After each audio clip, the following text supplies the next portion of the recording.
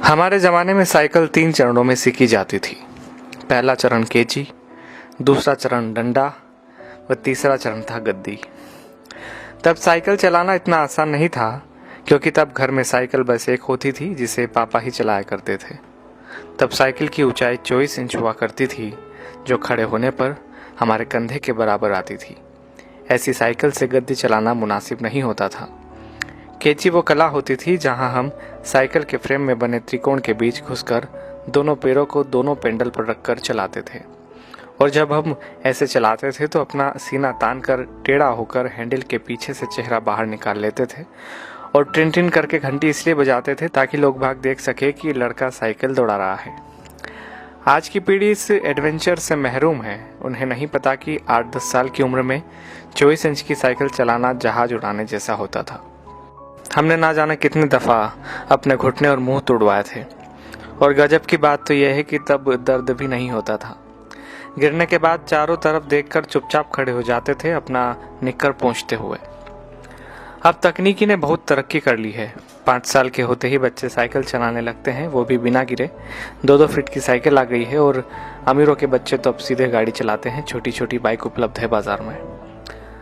मगर आज के बच्चे कभी नहीं समझ पाएंगे कि उस छोटी सी उम्र में बड़ी साइकिल पर संतुलन बनाना जीवन की पहली सीख होती थी, जिम्मेदारियों की पहली कड़ी होती थी, जहां आपको यह जिम्मेदारी दे दी जाती थी कि अब आप गेहूं पिसाने लायक हो गए हैं। इधर से चक्की तक साइकिल डुगराते हुए जाइए और उधर से केची चलाते हुए घर वापस आइए। और यकीन मानिए, इस जिम्मेदारी को निभाने में खुशियां भी बड़ी गजब की होती थी। और यह भी सच है कि हमारे बाद केची प्रथा विलुप्त हो गई है। हम लोग ही दुनिया की आखिरी पीढ़ी है जिसने साइकिल चलाना 3 चरणों में सीखा था।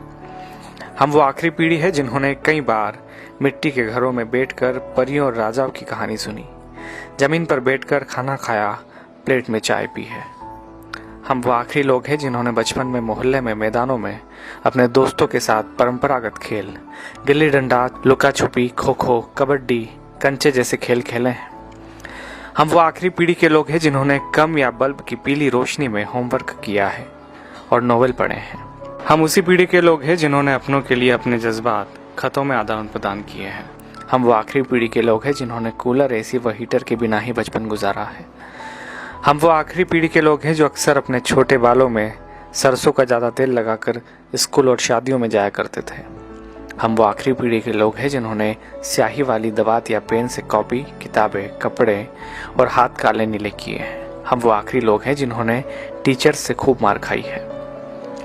हम वो आखिरी लोग हैं जो मोहल्लों के बुजुर्गों को दूर से देखकर नुक्कड़ से भागकर घर आ जाया करते थे। हम वो आखिरी लोग हैं जिन्होंने गोदरेज सोप की गोल डिबिया से साबुन लगाकर शेव बनाई है, जिन्होंने गुड़ की चाय पी है, काफी समय तक सुबह काला या लाल दंत मंजन या सफेद टूथ पाउडर इस्तेमाल किया है। हम निश्चित ही वो आखिरी लोग हैं जिन्होंने चांदनी रातों में रेडियो पर बीबीसी की खबरें, विविध भारती, ऑल इंडिया रेडियो और बिनाका गीत माला जैसे प्रोग्राम सुने हैं। हम ही वो आखिरी लोग हैं जब हम सब शाम होते ही छत पर पानी का छिड़काव किया करते थे। उसके बाद दरी चादरें बिछाकर सोते थे। एक स्टैंड वाला पंखा सबको हवा के लिए हुआ करता था। सुबह सूरज निकलने के बाद भी ढीठ बने सोते रहते थे। वो सब दौर बीत गया। दरी चादरें अब नहीं बिछा करती है। डब्बों जैसे कमरों में कूलर, एसी के सामने रात होती है, दिन गुजरते हैं। हम वो आखिरी पीढ़ी के लोग हैं जिन्होंने वो खूबसूरत रिश्तों और उनकी मिठास बांटने वाले लोग देखे हैं जो लगातार कम होते चले गए। अब तो लोग जितना पढ़ लिख रहे हैं उतना ही खुदगर्जी, अनिश्चितता, अकेलेपन व निराशा में खोते जा रहे हैं। हम ही वो खुशनसीब लोग हैं जिन्होंने रिश्तों की मिठास महसूस की है। हम एकमात्र वह पीढ़ी है जिसने अपने माँ बाप की बात हमेशा मानी है और बच्चों की भी मान रहे हैं। ये पोस्ट मेरे मित्र विभव त्रिवेदी ने मुझे भेजी। अच्छा लगा पढ़ के। मुझे लगा कि शायद इस पोस्ट को मैं अपनी आवाज़ में पिरो दूँ। आई होप आपको पसंद आएगा। मैं कमलेश गढ़िया, मंदसौर से।